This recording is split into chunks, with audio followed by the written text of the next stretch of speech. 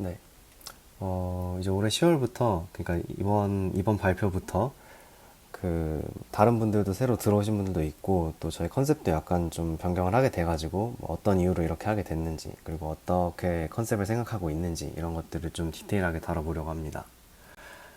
그래서 작년에 부트캠프, 이제 의사개발자 부트캠프를 1차를 했었었고, 그리고 그거가 끝나고 나서 그래도 좀 이제 이런 분들 만나기 쉽지가 않으니까 좀 꾸준히 네트워킹을 했으면 좋겠다라는 생각에서 이 스터디를 시작을 했습니다. 근데 그때 같은 경우는 이제 다들 또 이제 본업이 있고 또 그 뭐 당직 스케줄이나 이런 것도 있었어가지고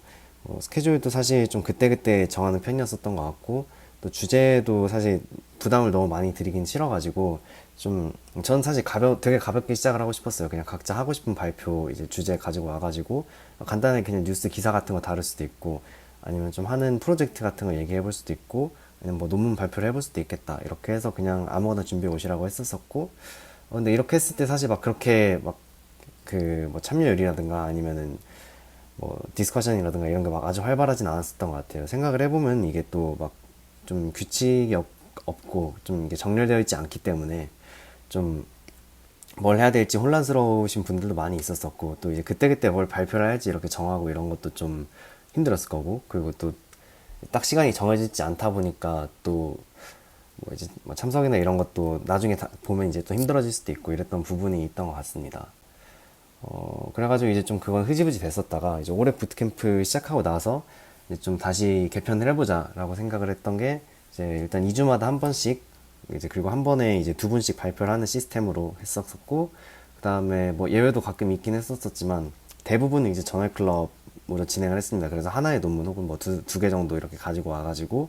뭐 그거에 대해서 발표를 하고 생각을 얘기하고 또 뭐 거기다가 이제 뭐 덧붙일 내용이 있으면 덧붙여도 좋지만 일단 기본적으로는 논문을 뭐 하나는 가지고 오자 이런 생각으로 했었었고 그리고 이제 그 주제도 제가 좀 그때그때 뭐 이번에는 뭐 LLM에서 얘기해보자 아니면 이번에는 뭐 Mixture of Experts 이런 거에 대해서 얘기를 해보자 이렇게 정해가지고 좀 상의를 해서 저널을 어떤 걸 쓸지 정했었습니다. 그래서 이것도 굉장히 좋긴 했었었는데 근데 제가 발표를 하다가 느꼈던 거는 이제 제가 어쨌든 간 LLM 쪽에 하고 있는 프로젝트가 없고 제가 뭐 LLM으로 뭐 파인튜닝을 해보거나 뭐 프롬프트 엔지니어링을 해보거나 한 게 아니기 때문에 어쨌든 이게 관심 분야나 아니면 지금 하고 있는 프로젝트랑 분야가 다르지 않은 경우에는 좀 막 깊이 있게 들어가긴 좀 어려웠던 부분이 있는 것 같아요. 그래서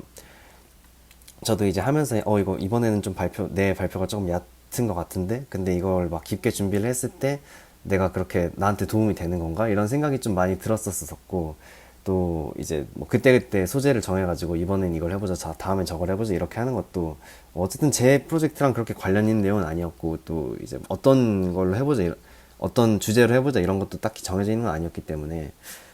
이제 그때그때 정하고 좀 그때그때 그 논문도 같이 상의하고 이러는 게 뭐 좀 쉽진 않게 느껴졌던 것 같아요.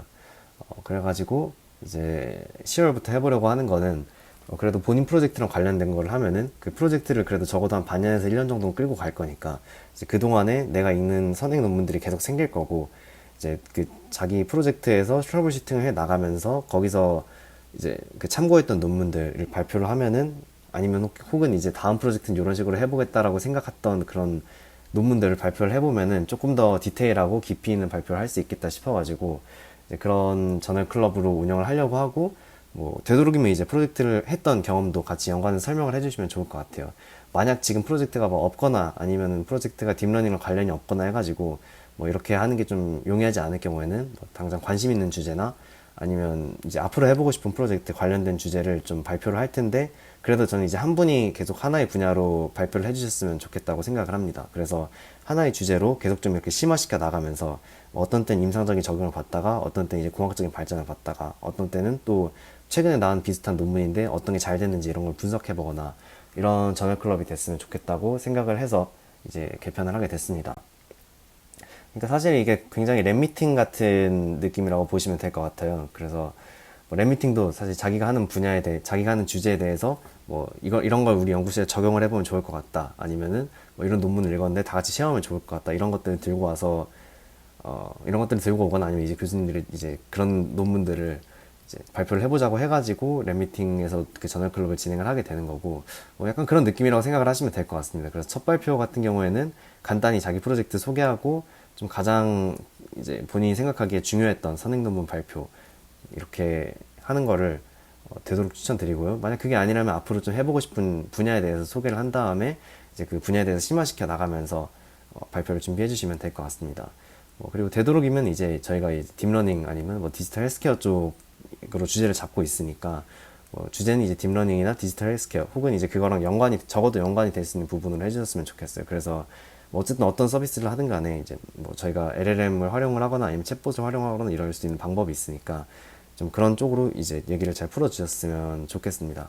그래서 뭐 일단은 첫 발표는 각자 뭐 그 분야에 대해서 소개를 해주시는 시간을 가졌으면 좋겠어요. 저희가 뭐 LLM 한다고 하면서 LLM에 대해서 다 알지만 그게 아니라 뭐 다른 모달리티를 한다거나 아니면 뭐 다른 딥러닝 방법론을 사용한다고 하면은 뭐 그거에 대해서는 저희가 또 잘 모르는 경우도 많기 때문에 자기 프로젝트가 뭔지 그리고 뭐 여기서 제일 중요했던 선생님은 뭐고 이건 어떤 분야인지 이런 거 얘기해 주시면 좋을 것 같습니다.